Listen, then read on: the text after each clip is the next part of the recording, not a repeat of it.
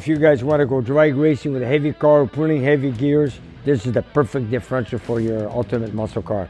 Let's start taking it down and see what it looks like on the inside.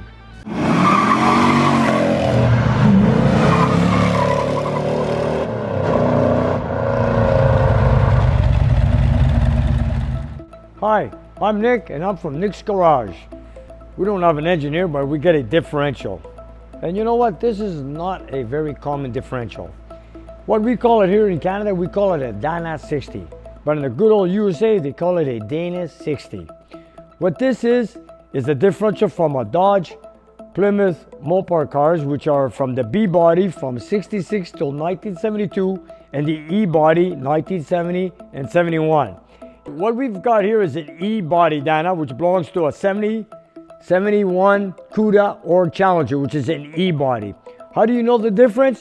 If you take a tape measure from the inside of the flange over here, going over the cover, going all the way across to the back of the flange on this side, and if it equals 56.5 inches, you know you got a true blue E body. And the seat pads, which are right here, where it sits the differential on the leaf springs on the car, if the center of the seat pad and the center of this seat pad measure 46 inches, then you know it's a direct bolt-on. In many cases, a lot of guys put them in different type of cars. They change the seat pads or whatever. But this one here is all genuine. It's got the seat pads where they belong. I measured it earlier. It is 46 inches. I've measured the flanges. It is 56.5, and it is a true blue E-body CUDA Challenger differential. And a Dana 60 is a 9 3/4 inch ring gear, which is the biggest ring gear on a passenger muscle car. And no matter what, GM, Ford, Chrysler, the 9 3/4 is the biggest ring gear differential. And all of them come with a sure grip differential. Sure grip meaning positive traction. They always come with it all the time, because the Dana 60 on a passenger car, or should I say muscle car, only came sure grip. In other words, if you turn this axle forward, that other side axle should turn the same direction, meaning that this thing has a sure grip. Yeah, you know, if you guys want to go drag racing with a heavy car, pulling heavy gears, whatever you wish, this is the perfect differential for your ultimate muscle car. You know, Chrysler put it out and they put it onto a passenger car, which is the muscle car, and in my opinion, this is indestructible differential with a 9 3/4 ring gear, which is one of the best ones I've known around. You know, and I've always loved them in all my muscle cars. Just like in my Kawasaki Challenger. Even though you have a 440 4-speed, it comes with a Dana 60, just like here. But you know, I've been working with Danas all my life, and I've never had one getting destroyed or destructed in any way. So they've always worked for me, and I call them great. It's a great design, great differential. It's one of my favorites, and it is a very heavy unit. But you know what? It doesn't matter. It also helps traction, and it does everything I needed to do. And this one here has a 4:10 ratio, which is a super track pack option. And just what a lot of people ask me, how do you know to measure if it's a 4:10 ratio? Here, I'll show you. Okay, this is how you do it, you guys. We're gonna mark the axle 12 o'clock, like so. Okay, this is 12 o'clock. Then we're gonna mark this at 12 o'clock, like so. Now, all we need to do is make one full turn on the wheel and count the amount of turns we got here equals your gear ratio. So, now if you turn it slowly, you make one full turn, and I'm gonna count the turns on this. Are you ready? I'm ready. Okay, let's go slowly. Go ahead. 1, 2, 3, 4, and a little bit, right? Are you at 12 o'clock? I'm at 12 o'clock. You're at 12 o'clock? So you made 4 full turns and a little turn, yeah, which is like a 1/10 of a full circle. Yeah. So this indicates that this is a 4.10 ratio. This goes for any GM, Ford, Chrysler product. How do you measure gear ratio? And now, as we know, this is a 410 gear ratio in this Dana 60.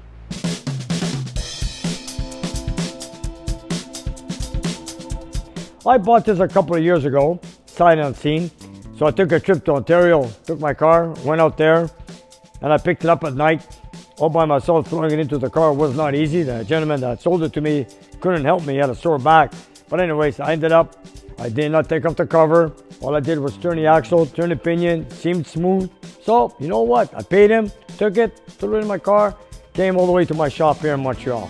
And then since then, I had it in storage in the corner. And then I ended up buying the Kawasaki Challenge I was always looking for. And it had the original differential Dana 60 in it, so I didn't need it. So I had one of my clients bought it off me because he wants to put it on a 1970 Dodge Challenger.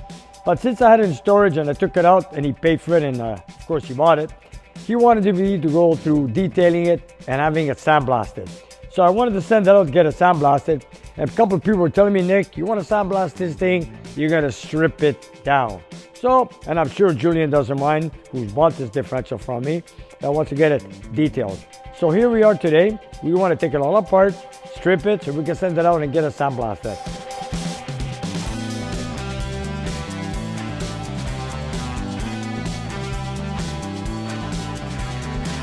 You know, I don't know what to expect to find. Is there water in there? Are their gears pitted? Are they worn out? Are they rusted?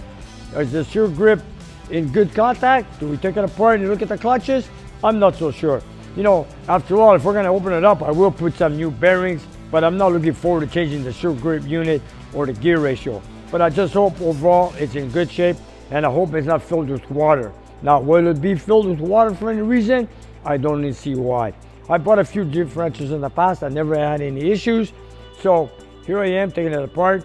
The reason is we got to make it brand new for the gentleman. So let's start taking it down and see what it looks like on the inside.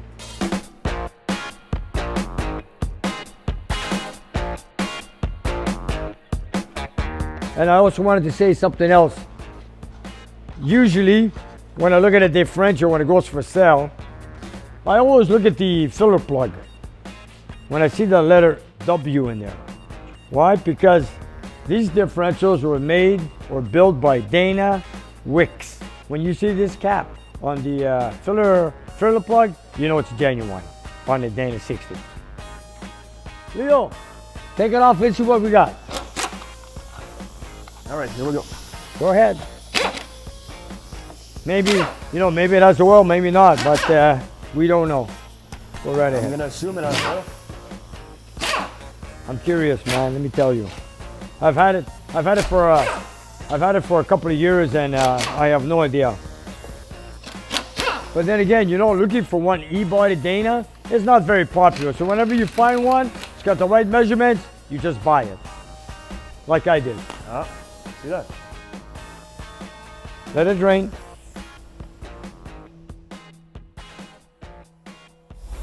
Now, that's water, man. It's water. See that? It's clear, clear, clear. I didn't take the cover off, guys, but see how clear it is? It's water. Like there's a little bit of oil, but there's water too, eh? Wow. I didn't take it off yet, but there's, I did the bolts, you know, and I left one just for... Where did they have it? You got water inside? Yeah, look, Okay, you know what? it was dripping water. Rip the cover off, man. Rip the cover off. How did the water get in there? I have no idea. Why should it have water? Where did they put it? Out in the rain? I have no idea. The vent plug wasn't open, the water got in there? I have no idea. It's missing. It's missing, the axles are in place. The pinion is here, the seal is there. I have no idea how. But you know what, doesn't matter. Take it off and let's see what we got. Catch it right up there where the bolts go, okay? Come on. Here, give it to me, give it to me. Give it up. Use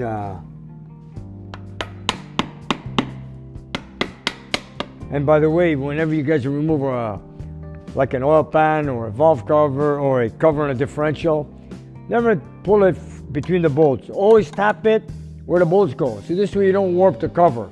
This way, if you warp it a bit where the bolts go, and when you put it back together and you tighten the bolts, it's flat again. Like so. There's oil in there. Yeah, there's oil. No, there's not much water in there. Looks pretty good, eh? There's no water there. Okay, let's take it off.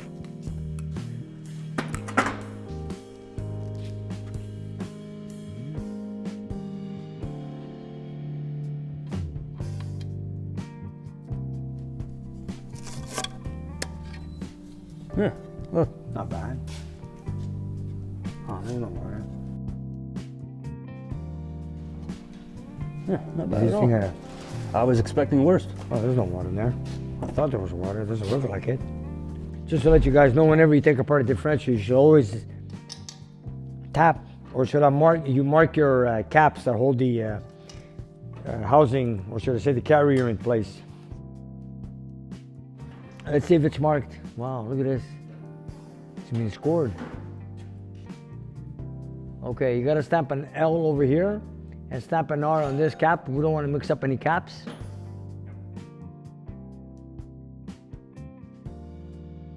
Well, here's the ring and pinion. This is the sure grip unit, which is called a carrier. We got the caps that hold it in place, so we're gonna mark the caps because I want to put it back in the same way we remove it. So here we're gonna mark, we're gonna stamp R, meaning right hand side, L for left. Go ahead, Leo. Stamp them in right away. There's a good spot to stamp this. Yeah. Or mark it in a place where you can read them after, okay? And I noticed that it's been something went loose here one time, see? So this thing is being repaired at one time before, I can tell. Everybody wants to know what backlash is this is the backlash. You see when you move it up and down slightly, you hold the pinion tight, the ring gear goes up and down slightly, that is the backlash. Right here, this is what's called backlash. Could be 7th thou, could be 8th thou. I do not know offhand, but you know what? You look in the shop manual, give you the specifications you need. So for any reason, if you change gear ratios or change gears, you got to go with the procedure with the shop manual, how to put it together. But in this case, it looks pretty good. All right, you can take it apart. Here. Stamp that one too. That's a good spot. It's been stamped before in this guy. Make sure it's stamped, make sure you can read it. There's Right? a key there. I don't know Yeah, why. hit it. Put it right there. Just make a nice R. There you go. Okay, good.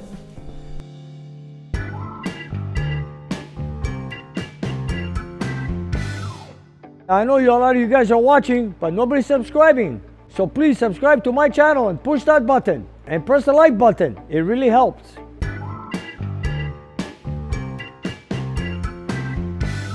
Okay, now to remove the carrier, we got to remove the axles because they go through the carrier, like so. All right.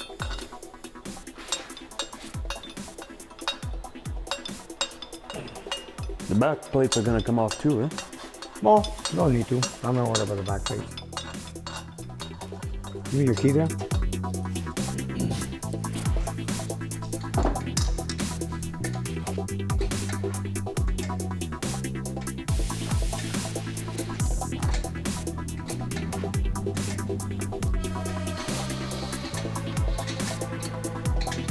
There we go.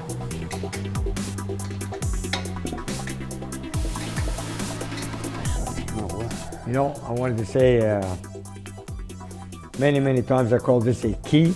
You know, to some people this may be a wrench, and to some people could be called a key. I usually call it a key, but you know, in many terms, in many places, maybe other parts of the world they call it a key, and other places of the world they call it a wrench. So either way is correct. Okay, Leo, grab that. I'll take out the other axle. Look how thick that axle is. Now, if you take an 8 3/4 rear end, it's nowhere as thick as this. And here's the axle bearing right here. This is the axle for the driver's side. And now we're off to taking out the carrier. Hey, get ready. Go ahead.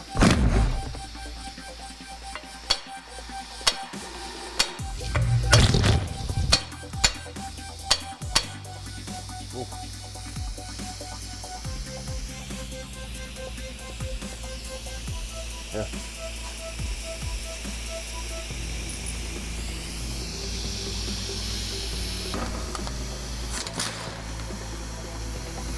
Nick, you ready? You want to hold it? Yep. I want to come out. Leave that one there for a second.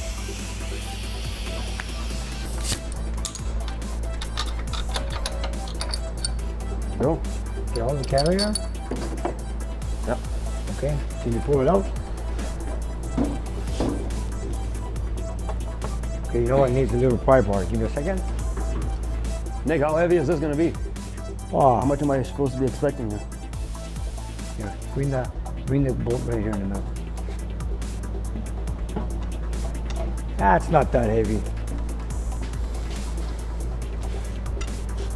There's some shrimps here. I don't want to mix them up, eh? I want to put them back in the same way, okay?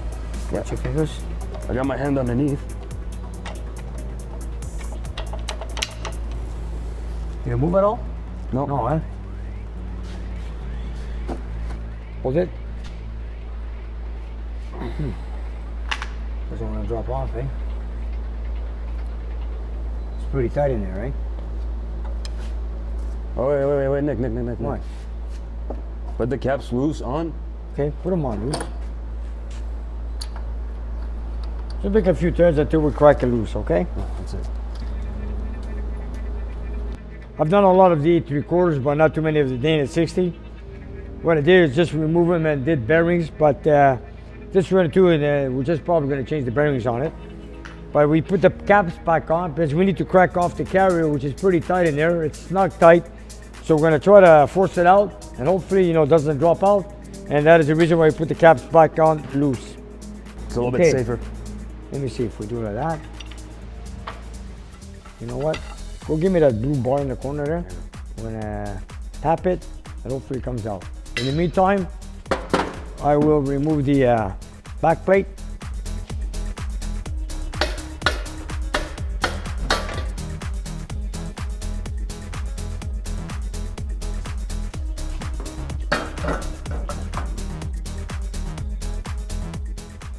This is old school, you guys. This is all cast iron, heavy, big gears. What I've got on the Hellcat, I do not know. I never worked on a Hellcat yet, or on a late model Challenger. I've never done a differential one of those units yet. But I'm still playing with these old ones, and they still seem to be popular with my shop. Let's try it, Leo. Hopefully it doesn't, let's see. See what happens, man. I just want to tap it. Right. Let me hold it. Okay? Okay, loosen up the bolts. I think we got it loose. It's done. It moved. Yes, sir. Okay. I just don't want to drop it. Okay. And there's another way of measuring gear ratio. You take the amount of teeth on the ring gear, and then you take the amount of teeth on the pinion, divide it, equals your gear ratio. That's when you have it on the bench. But if you have it on the car, like I showed you earlier, turn the wheel once, count the amount of turns on the drive shaft, equals your gear ratio.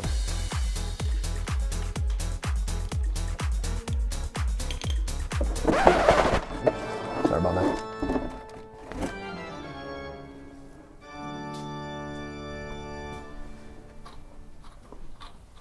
It's all good. There's one thing I hate is a mess of oil on the floor. Whoops. Doesn't matter.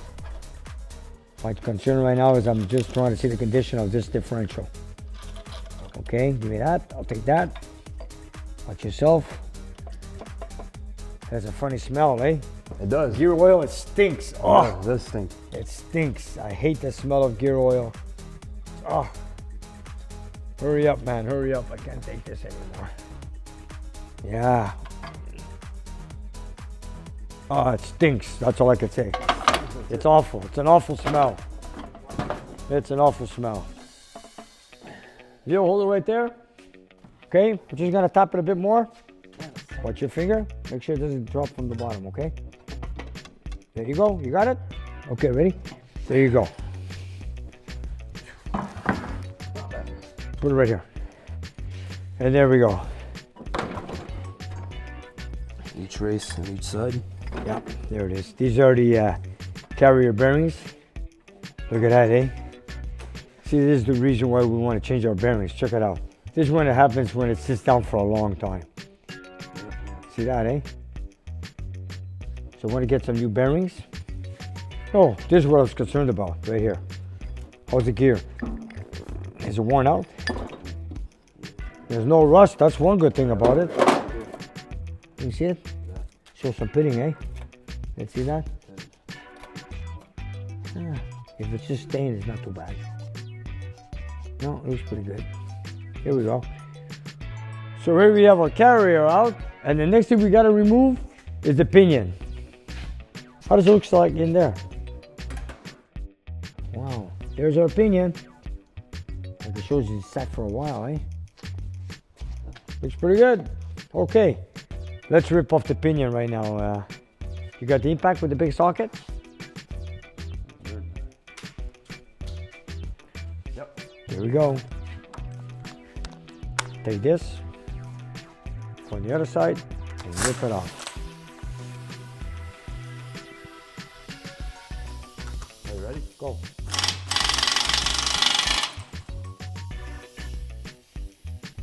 Okay, tap it out with a hammer. Slight tap. The washer is still there. Okay.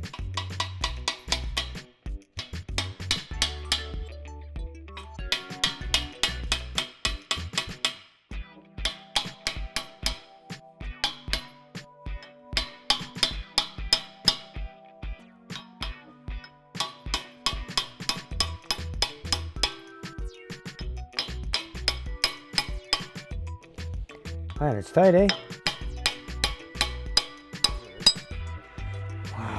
Usually I take them off, not this difficult.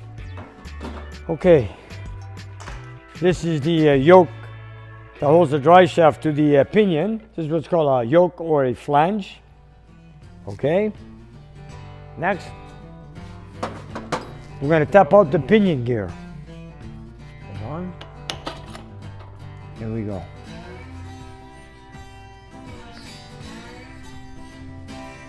This is your pinion gear, and this is your ground gear. And this is what drives from the drive shaft to your ground gear, which activates it to the axles and to the tires. And there you go. And this is what you call a gear ratio, a 410 gear ratio. Doesn't look too bad. I was hoping they're not chipped or grinded away. It just has a little stain, but you know what? No harm there. Looks pretty good, except for that awful smell. Jesus. Yeah, it doesn't smell too good. That smell, I hate that smell. Okay. And if you guys want to see another way of telling the gear ratio, this is a genuine Chrysler gear. If you take a look here with the part numbers, Mopar 41-10 means 41 teeth on the ground gear, 10 on the pinion gear, stating it's a 410 ratio. And these are genuine Chrysler gears, which came on a Super Track pack. And there you have it. So now all we have to do is remove those two cone bearings in there. You see these two cone bearings? Yeah. And before we do that, we'll just remove these two cone bearings. And after that, it's ready for sandblasting.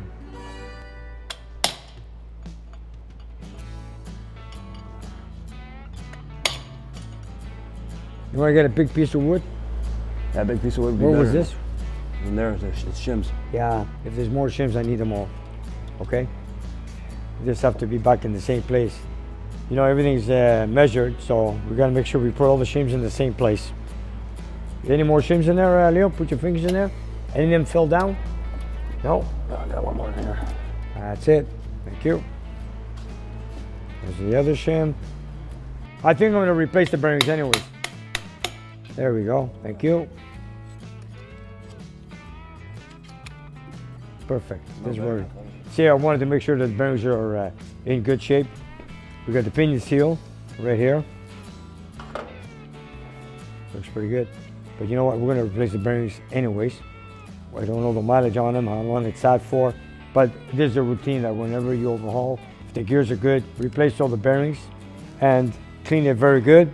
After we sandblast it, we'll have it nicely painted. Put all the gears back with all new bearings, all new axle seals. These seals have to be removed also, one on each end. We got the pinion seal. After that, we're gonna order a new cover gasket. And there you have it. So right now, they wanted the differential casing, or should I say housing, as one piece. And this is how we're gonna send it out to get it done. This cone here, is it staying? Those cones are gonna be removed. Okay. You know how to remove the cones? Yeah, you drive Okay. Yes. Go on that side, poke that one out. You're gonna see this up and down, eh? That's it, go ahead. Use the smaller end, no? Yeah? Okay. Yeah.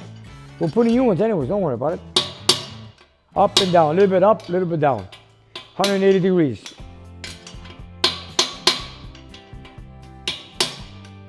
You know, when you have bearings always roll off on a race or a cone, which I'm just gonna remove one, or like this here, for example.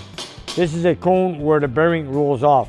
So when you replace the bearings, you also replace the cone. Which there are 2 there for the pinion, there's 2 there for the carrier. We are gonna replace all 4 of them. And they're usually press fit into the housing for the pinion.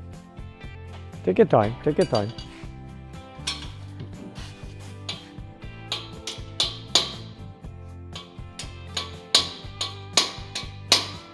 And all the flanges come with a gasket.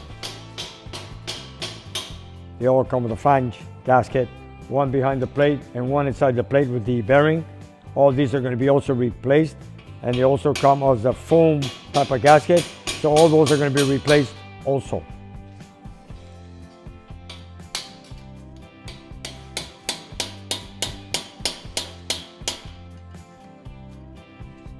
Here's another one.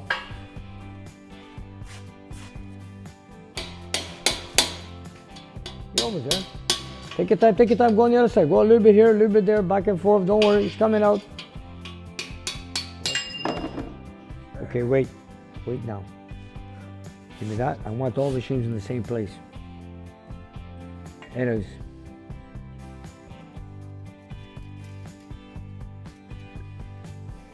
You know what? Don't worry about the other one. We'll take it off later. Don't worry about it.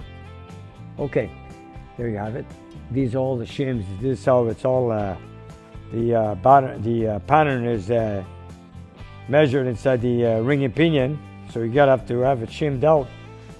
So in this case, we gotta put it back. If we're using the same gear ratio, same gear set, we gotta make sure we put all these back in the same place. But these are damaged, but it does not matter. I've got some new ones in stock. All we need to know is the total width, so we put it back in the same place, that when the measurement is put together, that it's all good. You gotta know your numbers. This is all precise work. There you go. All we need to do right now, don't worry about that corner at the moment. I just need to remove this axle seal, the other axle seal, and after that we got one bare casing, and it can be ready to be sent out for sandblasting. And then if my customer wants it painted or powder coated, that will be his choice. You need a slide hammer for that. Yeah, pull it out with slide hammer, me wish. Yep, pull them out. We're gonna change those axle seals. And Julian, if you're watching, there she is, all yours. 1970, 71 E-body Dana 60 with a 410 Super Track ratio.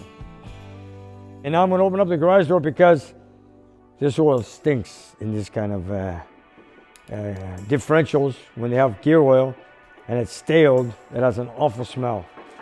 So right now I'm just gonna open the garage door, get the smell out of my shop, and hopefully we have fresh air for tomorrow morning when we come back to work. Boy, that thing stinks, man.